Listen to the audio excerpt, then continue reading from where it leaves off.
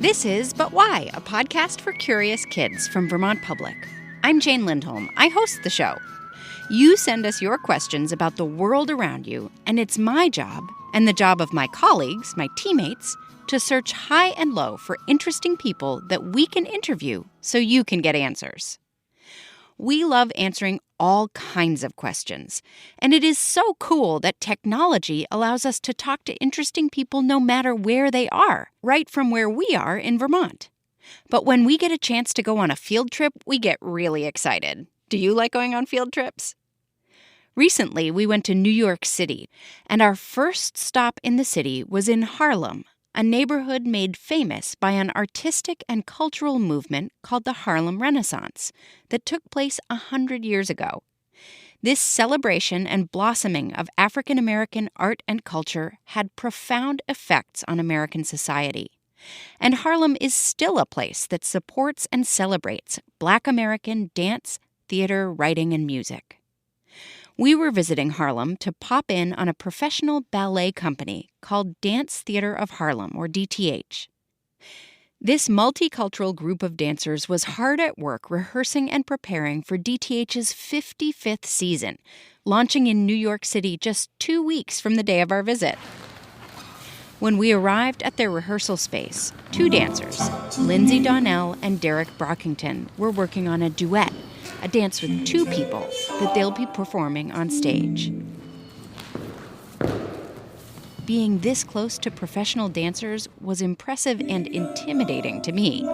They are so strong, and they're able to move their bodies in such precise and beautiful ways, with balance and elegance and a calm look on their faces. Not at all like the intense concentration that would be written all over my face, or how sweaty and hot I would look. After they finished the song, the rehearsal director, Juan Carlos Pinuela, stepped forward to give them some suggestions. The Pinuelan attitude, try to do it again and make it like you did before, like easy. Go ahead. Juan Carlos didn't make up the steps the ballet dancers were doing. That's the job of someone called a choreographer. But he is kind of like a teacher or coach, Okay, one more time. helping make sure they learn Lindsey, each try to movement drop and your then shoulders put as them soon as you together come to the just front. right. Good, guys. There is a moment that you both do this position.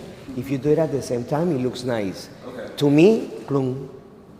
Like, yes. Yeah. Juan Carlos knows what it's like to be in these dancers' shoes because he used to be a dancer with Dance Theatre of Harlem. My job is to teach them the choreography. If they know the piece, I help them to be technically better and make sure that they do the steps the way they should be done. Technically, artistically, push them to develop more as an artist and as a dancers. When they were done rehearsing, Derek and Lindsey pulled up a couple of chairs, and we sat down to get answers to your ballet questions. My name is Ren, and I live in Providence, Rhode Island. I am 7 years old. Where did ballet come from? Lindsey Donnell and Derek Brockington know their ballet history. So ballet started in the French courts in the 17th century. King Louis XIV loved the spectacle of the dance and the entertainment, and he himself wanted to be on stage. So they based it off fencing, so everything is turned out, and it was to show off the beautiful rings, accessory, gowns, and they would walk around on stage. In the next century, in the 18th century, the Russians took it and they started making big story ballets that we still think of today, like Swan Lake, The Nutcracker, some of those type of ballet stories. I was going to say we jump forward to George Balanchine creating the neoclassical style where it becomes more dancing for the sake of dancing. And so it's really great to see that evolution of ballet and what it can become. What would you say ballet is today? It can be anything you want it to be, really. And I think we're opening it up so that everyone has access to it. It's not just meant for one group of people. It can be meant for anybody, and you can do anything with it. I think ballet is a form of expression, so you can move your body and express your emotions in any way you choose. So for people who think, no, ballet is just people in tutus dancing to very old music that has nothing to do with the modern world, that's wrong? That's not how we should think about ballet anymore?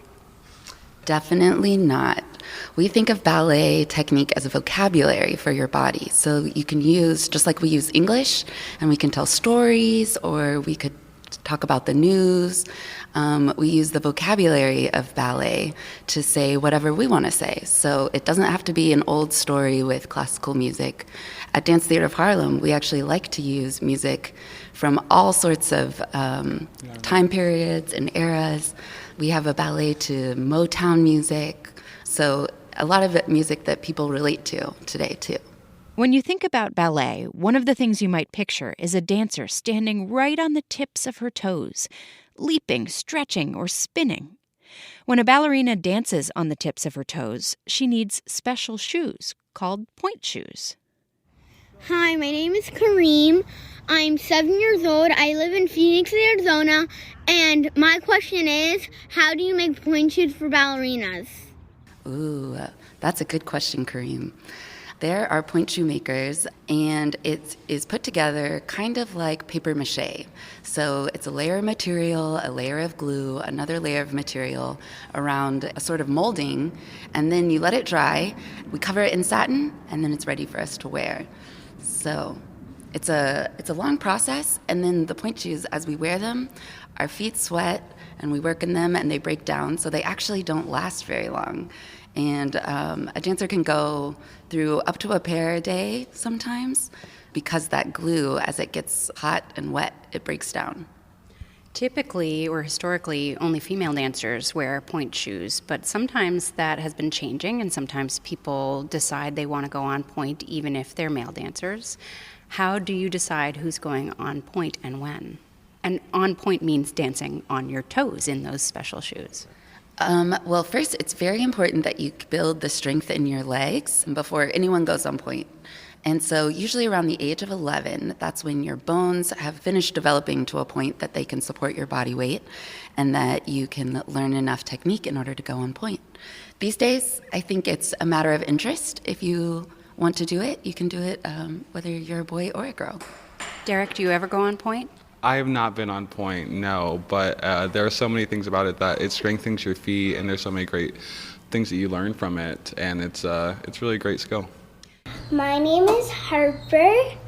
I am 5.5 years old, and I live in Raleigh, North Carolina. And my question is, why do ballerinas wear ballet shoes? Can you talk a little bit about what you put on your feet and how that assists you to do your job in dancing? Derek, we'll start with your shoes. Well, for the men, we have our flat shoes, and it really operates just as a tool that we can use to enhance our dancing. And it has little pads on the bottom so that we don't get stuck to the floor. And they come in various styles. They have canvas shoes, leather shoes, and it's really cool because you can get custom, so it fits directly to your feet. So it's really just about making it the best for you and how you want to dance. And does it help you not to slip on the floor? Yes, it makes it very sticky enough to not slip. Lindsey, what about you? You have a couple different kinds of shoes that you can wear. I do. I usually start in the morning in my ballet flat shoes, and that's to make sure that the muscles in my feet are nice and warm. And then once we get halfway through class, I like to put on my pointe shoes and start warming up my toes and getting ready for my rehearsal day. And we wear pointe shoes because of the reinforced sides. It helps us stand on our toes. So it's not as hard as if you had no support. So it's still, sometimes it takes a little practice. Sometimes it's a little painful, but it definitely helps to have pointe shoes. Hang on a minute. You just said class, and I think sometimes we feel like once we have practiced and practiced and practiced as kids, and then we become professionals, we don't have to have class anymore and we don't have to practice because we know how to do it. Are you telling me, even as professional dancers, you take class and you practice and practice beyond just rehearsals? That's right. We take class every day.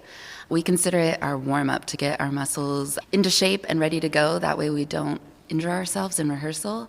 And we're always trying to get better as ballet dancers. So class is the place that we do it. My name is Miles, and I live in Chicago, Illinois, and I'm 5 years old. How does practice make you better at things? I think, especially with dance, there's something that we call muscle memory. So you're trying to make your muscles do it without you having to think about it. And so that's why we practice so much, and that's why it works. Because when you do it over and over, it becomes a pattern in your brain that then you can just do it.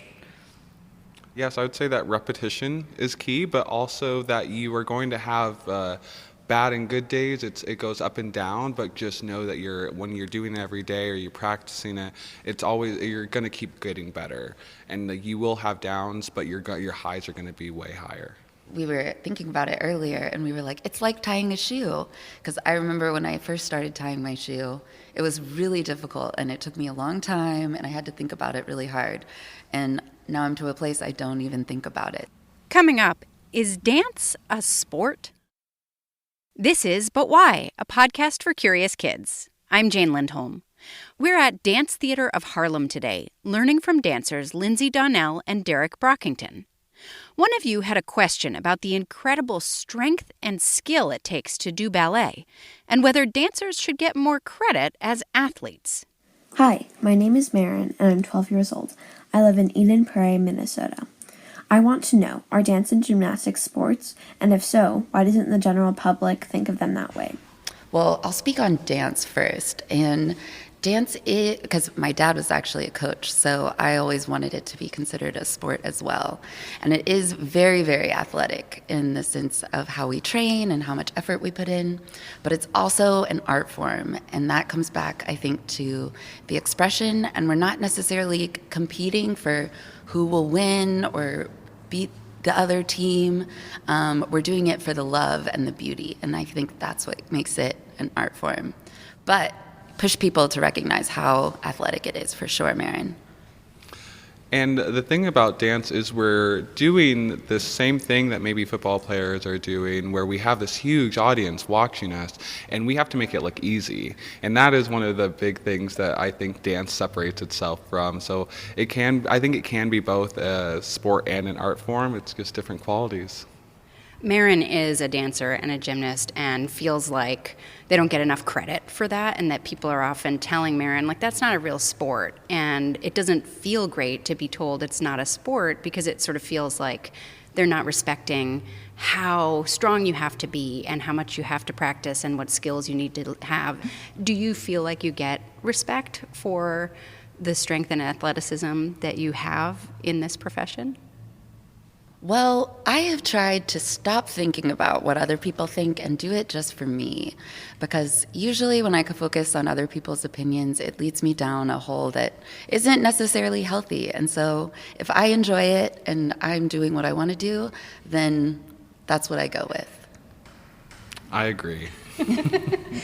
My name is Julian. I'm 7 years old. I'm from Cambridge, Massachusetts. And my question is, why do people dance? People have danced since the beginning of time, since we recorded like the cave drawings. There were pictures of people dancing around a campfire or something, So you can dance out of celebration, out of joy. They used to do it to like call the rain or those kind of things. So there's many, many reasons you can dance. I think for me, I dance because I love it. When I hear music and I hear that beat, it's the only thing I want to do. And I think life is about doing things that make you happy too. So that's why I dance.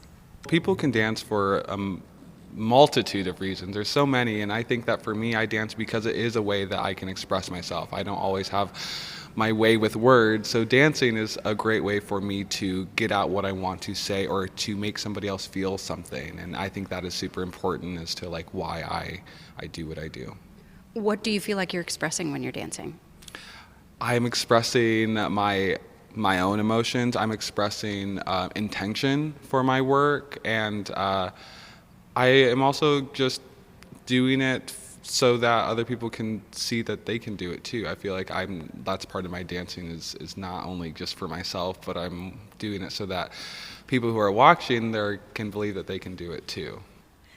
Can you tell us a little bit about what you were rehearsing that we just watched a minute ago and what you're preparing for right now? So we were working on William Forsythe's Blake Works 4, the bar project, and that was the opening pas de deux. And we are getting that ready for our New York season at New York City Center. It is one of the opportunities that Dance Theatre of Harlem gets to perform in New York City. And we look forward to it. A lot of our friends, other companies can come, and it's just a really big event. And so that is kind of what this, all of these dancing, all these rehearsals are for. Do you get nervous when it's time for a big performance? Sometimes I do. I think because I want to do well, then that makes me feel a little nervous and a little jittery. But I try to tell myself that that's the reason and use that extra energy to just help me shine brighter. Lindsey Donnell had one more thing she wanted to make sure all of you listening understand. No matter who you are, what color you are, how tall or short, what kind of hair you have, no matter who you are, if you have something and you apply your love for it, you can make it happen. So just keep believing in yourself. And I think the world is becoming a better and more inclusive place every day. So maybe you're the person out there to make change in the world. That's it for today. Thanks very much to Dance Theatre of Harlem, and especially Derek Brockington and Lindsey Donnell for exploring questions about ballet and dance. Now, if you have a question about anything, send it to us. Have an adult help you record yourself asking it. You can do it using one of the free apps on an adult's smartphone. Then have your adult send your audio file to questions@butwhykids.org, or go to our website, butwhykids.org, to upload the file directly. We know it can be really frustrating when your questions aren't answered right away, but it's really helpful to hear from you because getting your questions helps us understand what kids around the world are curious about, and it guides what topics we do next. And if you haven't listened back to all of our episodes yet, we have more than 200, check through our archives to see if your question has already been answered. Our show is produced at Vermont Public by Kiana Haskin, Melody Bodette, and me, Jane Lindholm, and it's distributed by PRX. Our theme music is by Luke Reynolds. Special thanks this week to Joey Palumbo, who came along with us to produce some videos of our visit to Dance Theatre of Harlem. You'll be able to find those videos on our social media channels. We'll be back in 2 weeks with an all-new episode. Until then, stay curious.